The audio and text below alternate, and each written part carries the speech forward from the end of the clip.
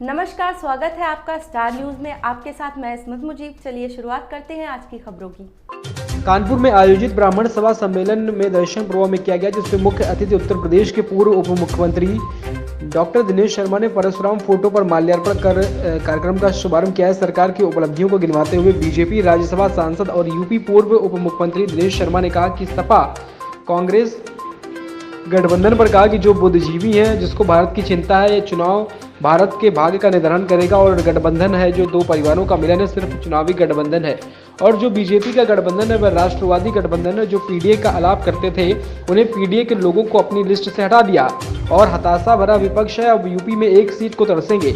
UP की 80 की 80 seat BJP के खाते में जाएंगी। वहीं इस बार राहुल गांधी के वायनाड से चुनाव लड़ने के सवाल पर कहा कि इस बार राहुल गांधी वायनाड से भी हार जाएंगे।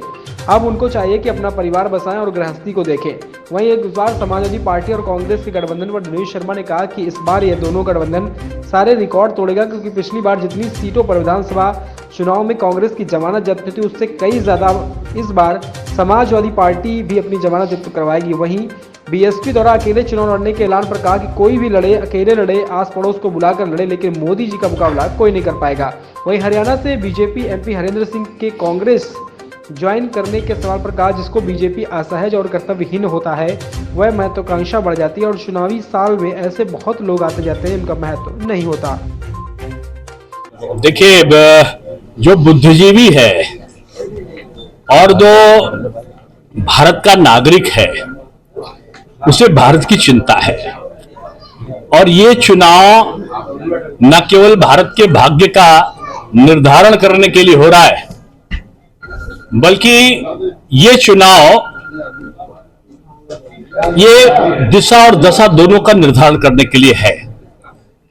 आज ये जो सपा और कांग्रेस का गठबंधन है, ये दो परिवारों का मिलन है। बीजेपी का जो चुनावी का जो कार्य है, जो मिलन है, वो राष्ट्रवादी गठबंधन है, राष्ट्र के निर्माण के लिए है। ये दो परिवारों को बचाने का गठबंधन का नाम सपा और बसपा का गठबंधन है।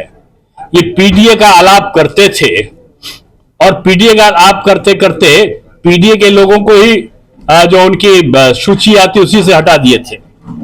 आज ये हताश, निराश, अवसादग्रस्त विपक्ष का हताशापूर्ण प्रदर्शन पूरे भारतवर्ष में है। ये पहला चुनाव आजादी के बाद है जिसको जनता स्वयं लड़ रही है। और मैं समझता हूं कि उत्तर प्रदेश में एक सीट पाने के लिए ये सपा, बसपा और कांग्रेस ये तरसेंगे। बीजेपी 80 सीटों को जीतकर एक नया रिकॉर्ड भारत के इतिहास में बनाएगी। और जो नारा है ना कि अब की बार 400 पार, तो 400 पार का संकल्प पूरा करेगी। अभी हमारी विस्तार योजना के अंतर्गत कानपुर लोकसभा, अकबरपुर लोकसभा और उन्नाव लोकसभा के लोकसभा विस्तारक, लोकसभा पालक, विधानसभा विस्तारकों की भी चुनावी समीक्षा भी हम करेंगे।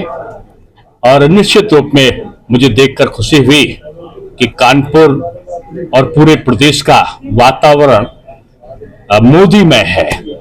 और निश्चित रूप में अब शीतलहर से हम लोग ग्रीष्म काल में जा रहे हैं, लेकिन वो जो लहर, जो शीतलहर के समय राम लहर और उसके बाद मोदी लहर चली है, वो अब लहर से तूफान में बदल रही है।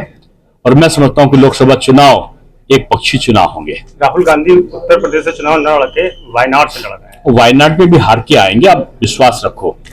इतना उनको आश्वासन दे दो कि उनको पारिवारिक व्यवस्थाओं को ठीक करने का समय पूरा भारतवर्ष की जनता देने जा रही है। और ये उनके प्रति सहानुभूति लोगों की है कि वो अपना घर गृहस्थी बसाएं और अपने परिवार को सुखी, वो जैसे परिवार के सुख के लिए दो दलों का गठबंधन कर रहे हैं, तो वैसा वो अपने पारिवारिक गठबंधन चुनाव के बाद करने का अवसर जनता उनको देगी। राहुल और अखिलेश का जो गठबंधन है, क्या असर डालेगा इस चुनाव में? उनका आपस में एक दूसरे पर असर डालेगा। और असर ये डालेगा कि जमानत जब्त होने में पिछली बार कांग्रेस ने रिकॉर्ड तोड़ा था विधानसभा चुनाव में। आपको पता होगा कई 100 सीटों पर उनकी जमानत जब्त हुई थी। अब की लगता है कि उनका जो बड़ा सहयोगी कांग्रेस का है, समाजवादी पार्टी, अब की जमानत जब्त होने में वो कांग्रेस को पिछाड़ेंगे। मायावती अकेले लड़ेंगी, बोले अच्छी सीट लाएंगे हम। अब निश्चित हर व्यक्ति अपनी ये आशा रखता है, और अब कोई अकेला लड़े, कोई मिलकर लड़े, या कोई आस पड़ोस से बुलाकर लड़े, अब मोदी जी का मुकाबला किसी से नहीं है। इनका सबका मुकाबला आपस में एक दूसरे से है। हरियाणा के मुख्यमंत्री ने इस्तीफा देकर मंत्री ने इस्तीफा देकर कांग्रेस ज्वाइन किया हुआ है। देखिए, चुनाव में इस प्रकार की कोई घटना अगर आती है तो इसको महत्व इसलिए नहीं देना चाहिए कि बहुत से लोग महत्वाकांक्षी होते हैं, और जिनको लगता है कि बीजेपी में जो अकर्मण्य होता है उसको बीजेपी में स्थान नहीं मिलता, इसकी सूचना उसको पहले से लग जाती है। तो कहीं ना कहीं आशा देखिएगा ना अपना। बीजेपी में आपने देखा कि परिवर्तन और हर व्यक्ति को उसकी योग्यता के अनुसार कार्य का व्यवस्था होती है, तो होगी।